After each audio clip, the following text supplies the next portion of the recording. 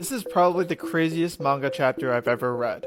So if you didn't know, there's a new anime coming out called Dan, which is coming out with Science Sorrow. They did Devilman Crybaby, as well as a new Scott Pilgrim anime that's on Netflix. And so naturally, I was like, let's go read some Dan. Let me tell you, the first chapter is one of the craziest things I've ever consumed in manga, and anime as well.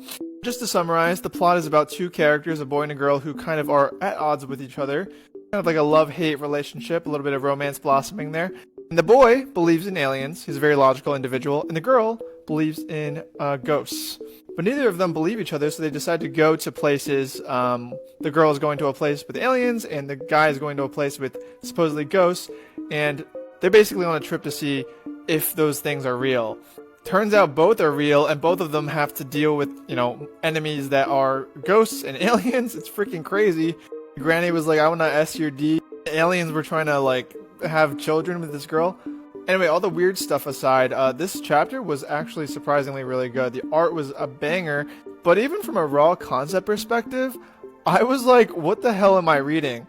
Because at one point, there's an alien that's running at this possessed ghoul boy and yelling, I want your banana. That's a real panel in the actual chapter.